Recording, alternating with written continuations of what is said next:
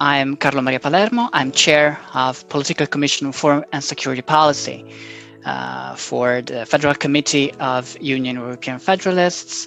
I welcome our guests and our speakers for the important meeting of today about the ongoing situation in Ukraine.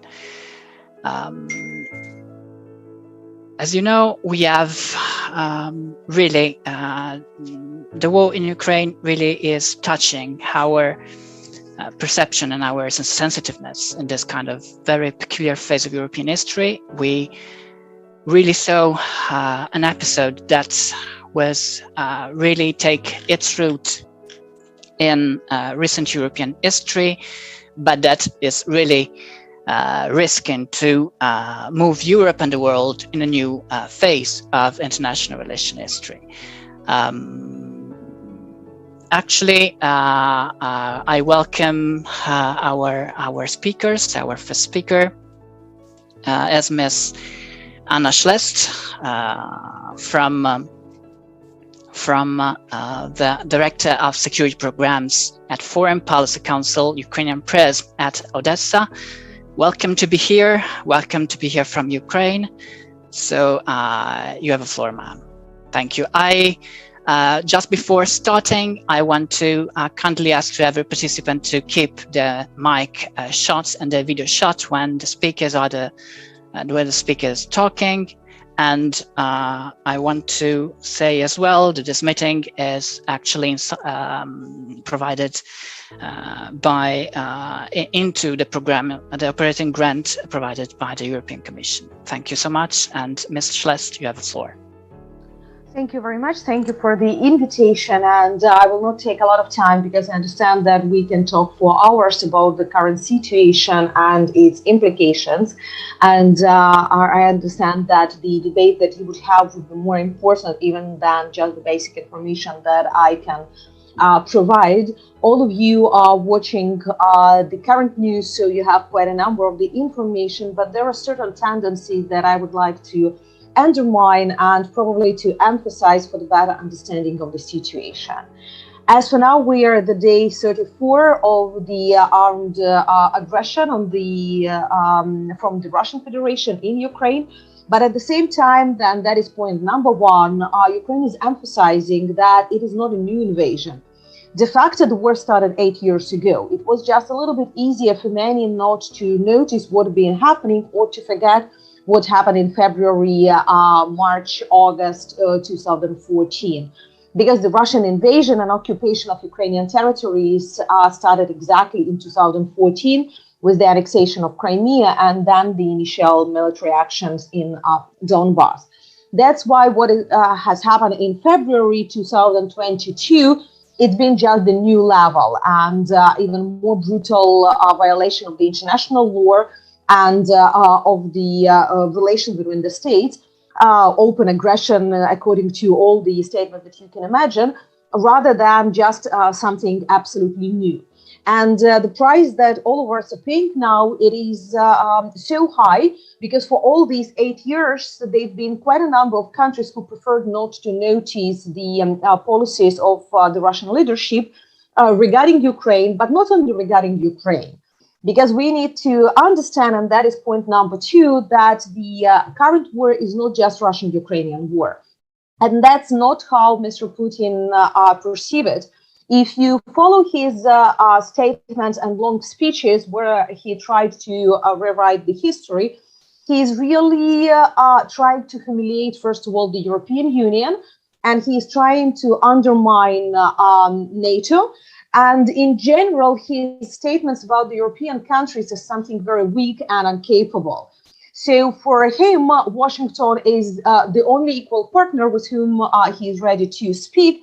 That's why, starting from December last year, he tried to initiate all these negotiations between Biden and Putin. As a result, where we are now, we see that during this year, the rhetoric and demands regarding Ukraine really being changed from initial statements about a change of the government in Ukraine, so-called denazification, or the ideas of neutral status to Ukraine. Then just a week ago, we heard that original idea was not to change the government in Kiev, but just to liberate, as he called it, the eastern regions of Ukraine. So each time we hear the different statements, but all of them de facto are aimed to one thing: to limit the sovereignty of Ukraine and the ability of Ukraine to develop as a state. So to undermine the statehood. And that is quite an important thing to understand, because that is not a new idea, and it's not something provoked by the NATO enlargement. For Mr. Putin, the dissolution of Soviet Union being the biggest tragedy of the 20th century, and he'd been trying to renew something between the Russian Empire and Soviet Union, but with additional paranoidal ideas. And in this structure of the world as he saw it, without controlling Ukraine, and with Ukraine being pro-Western, definitely nothing could happen. That's why what you have been witnessing within the last months in Ukraine, it's been like the last resort, like bank activities. If a regional operation started with both land and air support, so very quickly, especially the last week, we could see that it being the constant violation of the humanitarian law and of the practices of war. Very heavy shellings of the civilian quarters, civilian buildings, civilian premises. As for now, we have more than 300 schools being bombed, more than 100 hospitals, even that all of them are properly marked. We had shooting against the evacuation convoys. Not one, so it was not an accidental. There have been quite a number reported, even with the media being there within these convoys, so they could record it on their videos, international media, I mean. That's also been the tremendous humanitarian crisis in the cities like Mariupol that have been besieged for the last several weeks, when the Russian forces been rejecting both Ukrainian government and international organizations to deliver humanitarian aid there. My friend and colleague just a week ago managed to escape from there with the first cars. And she just said that for the last 2 weeks, they needed to cook on the open fire, like in the, I don't know, 3rd, 4th century. And the problem is that it's been quite a cold, and this spring is quite a cold. So you can imagine that a lot of people being in extreme conditions over there, including kids. Targeting kids as well, you've seen plenty of examples. Let's remember the awful pictures of the Mariupol maternity house, of the theater that being bombed despite a big sign that it is there.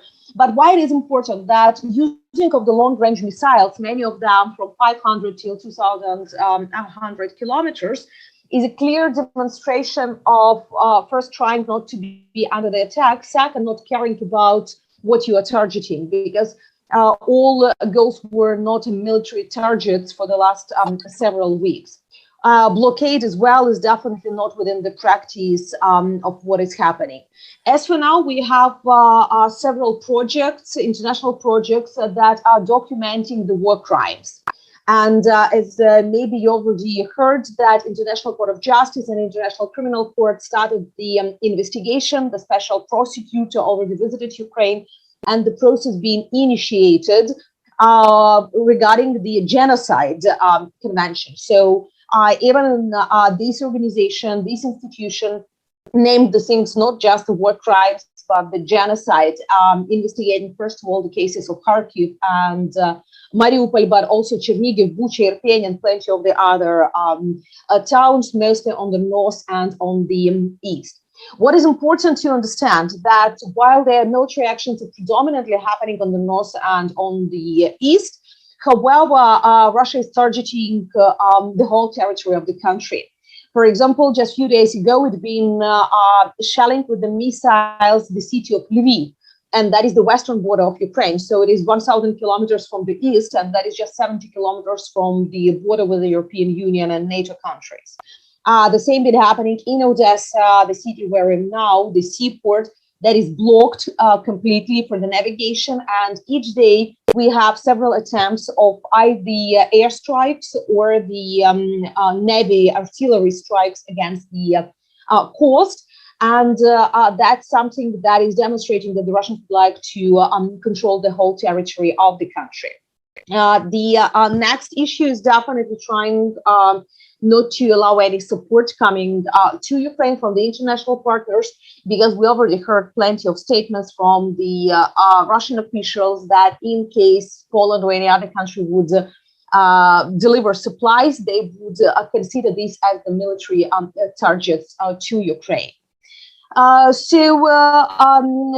Also, what is important to understand that this military operation is accompanied with the huge misinformation and propaganda operation. However, this propaganda is two-headed, we can say it like this.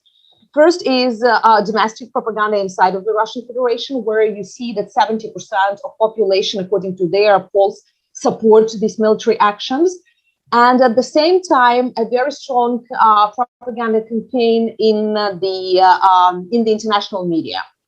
And here we see a very strong Russian influence to the Indian, Chinese media, but also we see how it's not often Russian experts directly who are speaking, because it is a certain level of mistrust, but they started to use their proxies in many of the countries when they are coming to the local TV, radio, media, and promoting exactly the Russian narratives about the war. One of them is this idea of the Nazi. That's originally we laughed from it, but then we saw how easily it can be solved to the Western societies. The problem is that even in general, the nationalistic parties in Ukraine never got more than 2% of support. The last election of 2019 demonstrated it. Altogether, 2%. Let's remember what is the far-right parties have in Italy, in Germany, and in many other, even in France and other European countries. So definitely nothing to compare. The second, the created myths of Azov as something, I don't know, the barbarian organization or something uncontrolled Nazi organization. What is also quite a mythological made by Russia, because Azov is just a regiment. It is 2,000 people under the National Guard of Ukraine, under the Ministry of Interior. So it is the official governmental military part. But also, they're definitely not Nazi, neo-Nazi, how it's called in the international media. There can be few people inside among them with their personal views like this, but many of them are Russian speakers, for example, or Jewish. So that's definitely the myths that probably is one of the most successful for the Russia. The second active idea that we see now is trying to undermine NATO and NATO support to Ukraine. And that is also very probably, how to say it, a very successful narrative that is trying to show that NATO is very weak, European Union is very weak, they cannot support Ukraine, they cannot do anything. That's why you should join them, why you should stay there. And we see that this propaganda is working both for Ukraine, for Moldova, for Georgia, for Balkan states. We just recently had a closed-door research that demonstrated it. But also we see that this narrative is actively spread now in the member states even, trying to undermine the reliability of both of NATO and the European Union very actively. Other narratives, I can speak here for hours, like biolaboratories, what was another myths created. But the issue is that such narratives appeared quite welcome and easily getting inside of the international media, unfortunately, and probably demonstrated that, because talking about lessons learned, that it appeared that Ukrainian society and Ukrainian media appeared more resilient rather than European media. Because we used, after these 8 years, to the questions of misinformation, that sabotage, proxy operations, cyber operations can happen. So the society being much more resilient to these. However, when we compare the reaction in many of the European countries, we understand that neither their media nor the societies even politicians appeared ready for this type of the hybrid warfare from the Russian Federation. I would probably stop here, not to monopolize the whole time, but I will be ready to answer any of the questions that you may have about the current activities or about the current situation in Ukraine.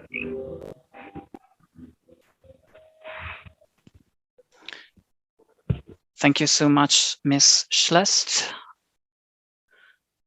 We have now to proceed with our speakers, and then we have the debate on the situation and on very interesting report made by Ms. Shelest, that we are grateful to be here again and to have this very important speaker. Now I give the floor to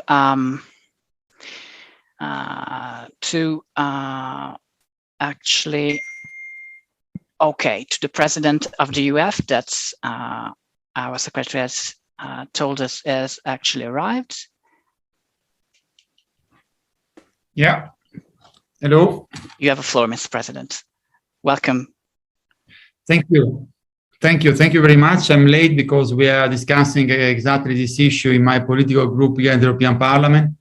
And I thought it was important that our voice and our position was heard inside the group as we are approaching very important decisions. So this is why I join you only now. But thank you for first of all for your effort and for all the good work that you are doing, that we are doing.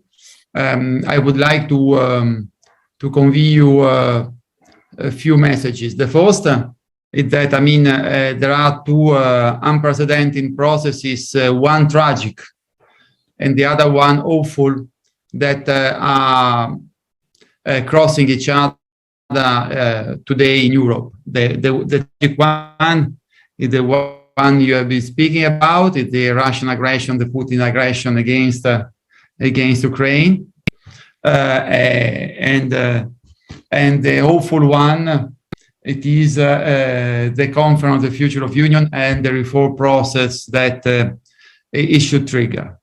And I think that we have to focus on this link.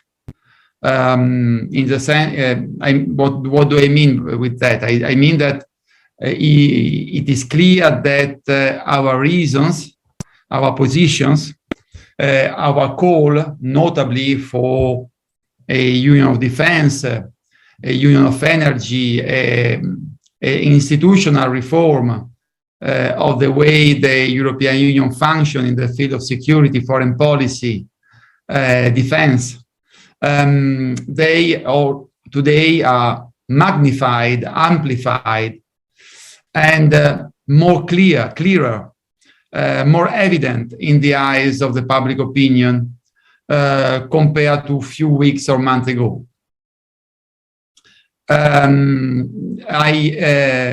I never seen so many articles on debate on the need to develop a European defense. I've never seen open debate like in these days about, in Germany or in Italy, the need to comply with the commitment taken within NATO to reach the 2% of the defense expenditure. I never seen the nationalists so embarrassed about the obsolescence of their discourse about national sovereignty and the need to recover somehow. It makes me laugh, but also it's a good sign for us that in Italy or France, former sovereignists now are calling for a truly European defense. It is clear that this is a mix of emotional reaction or political opportunism, but it is also a ground on which we have, which is very fertile for us.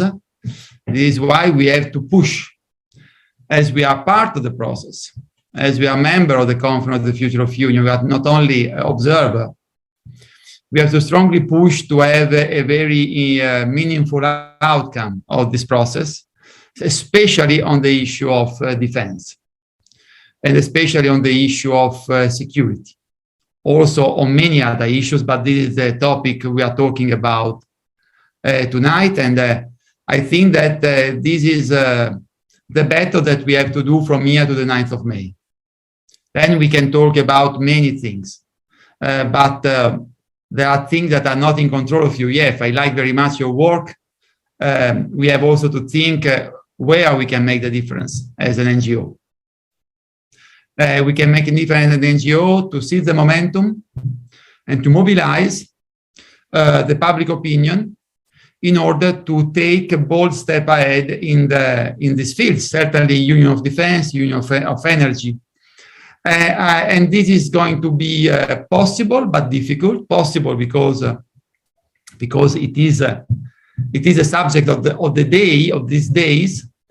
How we can to be more autonomous in the field of energy, how we can better provide to our defense. But it is going to be very difficult to really launch a reform process because, you know, we have informed you, we have organized a debriefing on the conference, the Future of Union, yesterday with the UEF. You know, there are the strong resistance in ensuring an important, meaningful follow-up to the conference, the Future of the Union. We are working to have a bold position ahead of the end of the conference, especially on these issues. But I think that what we must do, it is mobilize at any level, at national level, mobilize our members, but to try also to reach out to opinion makers and to policy makers in your respective member state in order to not lose this opportunity. Then it is clear that there are also many other aspects which are emerging in this crisis that we can we must tackle without particular reform, but simply to take the necessary legislative and political means. For example, I heard the last part of Hanna's Shelest intervention on disinformation. On this, we have all the means to fight against disinformation without waiting for the next reform. If you look at the foundings of our Special Inquiries Committee on disinformation and foreign interference on foreign powers into our democratic processes. If you look to the proposal for which I'm a rapporteur in the Parliament on political advertising, if you look at the new measure announced under which we have to be serious about cybersecurity, you see that today already the Union has the possibility of taking the right measures to fight against the awful disinformation, which is not going on only now. It has been going on in the last 10 years in our member state. The disinformation accompanied the Brexit referendum. Disinformation accompanied the Italian referendum on the constitutional reform in 2016. The information is hitting many of us, me included, which have been the victim of many attacks by probably Russian trolls, certainly organized political crime organization. So, I mean, we know the things, and on this, we simply have to push on the European Union to take the necessary political step, political initiative. But this is my last message, and I will listen a little bit, and at 7, I will leave you. My last message is we don't have to reinvent the world as UEF, but we need to show the capacity of reading and interpreting this moment, this historical moment, and try to make the best of the ongoing processes. And we really have to redouble our effort in these weeks ahead of us in order to prepare the next reform. It is clear that what I mean is that on one side, we have to take the necessary political and legislative measures. In the work of your political committees, you have bright ideas on that. On the other, we have to open a reform of the Union, ex-Article 48, and I'm convinced that the European Parliament should trigger this time the revision process according to its prerogatives as foreseen by the treaty exactly Article 48. So thank you very much for your commitment. Let's be focused and let's try to make a difference as far as we can with our forces and with our commitment. Thank you very much. Thank you very much for your very meaningful message, Mr. President. And I end off the floor to Professor Triantaphyllou, Deputy Chair of the Political Commission of Foreign Security Policy and Professor in International Relations. Thank you so much. You have the floor, sir. Thank you very much. Yeah, it has been a very interesting discussion up to now, listening very carefully to Hanna, Shelest and the President. And, you know, in preparation in a way for this meeting and the work we're trying to do in our political committee, I had prepared a background paper, which some of you have seen, and I'm going to try to set the stage because I think we need to do more, maybe in order to be able to achieve some of the things that the President mentioned. I mean, the war in the Ukraine, Russia's aggression on Ukraine has led us to what? To a sense of unity that has arisen in the West, but in particular in Europe. But it's a unity out of strategic necessity rather than by choice. And this is the reality. And we are also doing something else, which is trying to fight a war without actively being involved in it. And I think this is part of our challenge. And what do I mean? The Ukrainians are doing the fighting. We are trying to help them. But we are trying to avoid the spreading. And when I say we, our countries, EU member states in particular, trying to avoid being directly involved in the conflict, trying to avoid that the war spills over Ukraine's borders to EU borders and other borders. And part of the way we're doing this is through a sort of a financial economic warfare with sanctions that have been imposed. But there are also so many other things at stake. And if we think a little bit of what has been achieved since the war started, at least on our end, it's remarkable. Some of it Hanna, Shelest referred to, which is, the ICC coming on board, the International Court of Justice, investigating war crimes. On March 4th, the UN Human Rights Council also established a committee to investigate these crimes. We've had 2 United Nations resolutions where the EU and its member states have played an active role in achieving wide consensus on the 22nd of March and 24th of March. And also, we've had since the 10th, 11th of March with the Versailles Declaration, a framework, a fundamental framework of how to proceed. And I'll get back to this with reference to the declaration. So we had the Versailles Summit on the 10th, 11th of March, and then last week, a number of meetings and events with important decisions, maybe not exactly what we would want, but in the right direction, starting with the Foreign Affairs Council meeting on the 21st of March, the 24th of March, the EU Council meeting, the NATO summit, and the G7 meeting. The agreement on, and of course, with the European Council meeting, the adoption of the strategic compass, which is very relevant. The agreement with the United States on energy, at least dealing with the situation in the short term. And of course, fundamentally, and I think if there are 2 dates that mark the new era we are in, one is the start of the war, the 24th of February, but the other one is the 26th of March with President Biden's speech in Warsaw. President Biden's speech in Warsaw, for all the hoopla about what he said at the end about and whether this implies regime change in Russia or not, the relevance is not that. The relevance is one listens to the speech. To me, it reminds me of the March 5th speech, 1946, Churchill in Fulton, Missouri, the Iron Curtain speech and the sinews of peace speech. It draws the dividing lines. It's difficult, of course, to get us on board in the sense that it draws very clear dividing lines, but especially when we are in a war context without actually being involved in the way we would see this war.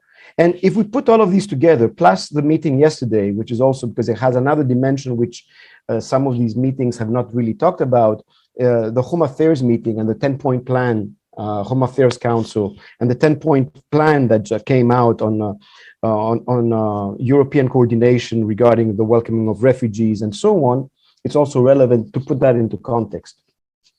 So it actually means that there's a moral, ethical dimension, which means that the idea of Europe as the one we live in and the ones we've been living in for decades is at stake. And what are the borders of Europe?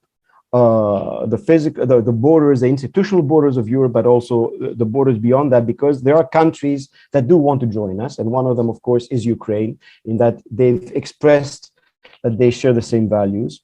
There's a geopolitical dimension, undoubtedly, but there's also a domestic dimension, because if we fail to unite, if we fail to sustain the unity and to move ahead on some of the things that the president talked about, which is the defense union, the energy union, but also, I would say, refugees migration issue, which we have to address over the long term, as well as a food security union or other things linked to this. The Green Deal, because this brings in as well the whole issue about climate change and the climate crisis and transition. Then there's an issue that if we don't sustain this effort, well, the sovereignists, the populists, and others might come back to power. And even though right now, yes, they might have adopted their positions in favor of a defense union and so on, it's not a given that, the pro-European forces in power right now in Europe, or, even the main opposition parties that are pro-European, and this unity, the sense of unity has been formed, can be sustained. And already, if we look at polls in individual countries, it's in some countries there's much more support for what we are doing. In other countries, it's a much more nuanced support, and this is something to consider. And it doesn't necessarily have to do with the misinformation that adds on to it, but it has to do with natural reflexes of member states, depending on their geography, depending on their history, depending on their dealings with Russia or Ukraine, and so on and so forth. And so we have to sort of look at all these things in prospect: energy, food security, refugees integration, defense, and linked to defense is also the whole issue of foreign policy and strategic autonomy and decisions that have to be taken regarding how we vote, or on what decisions there can be unanimity as opposed to a qualified majority. Linked to this also is another issue which none of the texts really address, other than addressing Ukraine's European vocation and looking into their demand to join the Union, and also Moldova's and Georgia's, is a whole issue of enlargement, which is something that we need to really consider how it can become unstuck. And even if enlargement per se, with the Western Balkan countries that are on board, and even though we already have doubts there regarding Serbia, or with Turkey, or now with the three countries, Ukraine, Georgia, and Moldova, that want to join. Or tomorrow, we know very well what the will of the Belarus people are, never mind what the regime says. And I would even say the Armenian people, never mind what their government, where it's stuck. But how do we move ahead with this is something to consider. And consider options and put out options and ideas, whether we have a semi-accession regime or alternative forms of enlargement, but something to give an impetus to this whole process, because these are the countries that actually have expressed a hope, a willingness to join our European, our family. Linked to this is also the issue of development, right? And then I think if one looks both at Versailles Declaration, one looks also at the European Council conclusions of last week, these things are very clear there. Bolstering our defense capabilities, reducing our energy dependencies, building a more robust economic base, where we are addressing the transition from digital to a green and digital world, addressing the issues of reshoring, the whole globalization, and whether this has to be modified, where there's particular reference to strategic dependencies on critical raw materials, semiconductors, health, digital, food, and so on, and fostering investment. And remember, before this war broke out, there was a growth strategy for Europe somehow in place, and all of this has been upended. Where we've come, in particular, when we talk about the food crisis and we talk about the energy crisis, there's a direct link to inflation, and many economists are fearing the potential of stagflation, right? Stagflation of the 1970s, and the impact this would have, which also means raising the stakes we have to look, because we are convinced among ourselves of what needs to be done. We might have differences on aspects of how to move forward, but how about addressing the wider public? And maybe there's a need here for a new social contract as well, because I think part of the problem is we talk among ourselves, and the president is correct. We need to address our policymakers, write our articles, try to convince public opinion, but is that enough? And because all these things we're talking about imply resources, and this is the big divide. They all imply money. And this is the big divide among ourselves or among our countries. Obviously, the ideas are there about the European bond or whatever it is, because we need to borrow the money to invest. I mean, I see it akin in a way to, basically what we need is a new Marshall Plan, which is a European Marshall Plan, where we are the ones putting in the money. It's akin to, losing 5 of the 15 extra kilos we carry if we compare ourselves to what the weight of our parents and grandparents in 1945. So we invest this because of the wealth accrued over the years and our societies. Invest this so that we can gain them back and ensure that the union is not just addressing a crisis, because crisis does shape very much historically how the union moves forward, but sets a fundamental basis for this. But the social contract is important in terms of both protecting the most vulnerable and also spreading the burden of the economic shock and ensuring long-term political support, which also means, again, the issue of democratic deficit comes up. So we need somehow to put this in a more public. And I think there are 2 things that we can do. I know there's already a trend here to sort of revise and revamp the Ventotene Manifesto. I would think this is necessary, and how we frame it, I would even call it, it should have the title of the Mariupol Manifesto, because Mariupol represents the new Guernica or the new Coventry or the new Stalingrad in terms of the destruction and actually the ideals of what it represents.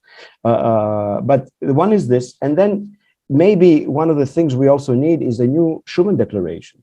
And this is where some of the political elites in Europe do need to get together to come up with a pithy text of 2 pages, which what the Schuman Declaration was, and laid the groundwork again to motivate societies, to address these are the stakes. It's not an 11-page long Versailles Declaration or the UCO statements, but something pithy, something which says this is what we need to do because we are in a war economy situation right now, and because we need the basis for the future to endure the geopolitical challenges that are coming. If we look at a map of the world with the countries that are actually involved in the sanctions, well, we are very few compared to the rest of the world. We are very few. Yes, we are powerful enough together to be able to have an impact on the global economy, but we know this is also changing. And I was looking back in some of the very interesting blog that the High Representative has, and even a blog post which had always struck me. He had written it back in December 2020, and it was a post about strategic autonomy. And part of the reasoning that Borrell had put down there had to do with the economy. We know very well that we might have a 25% share of the global economy today. It's going to be going down to about 11 to 12% within the next 2 decades.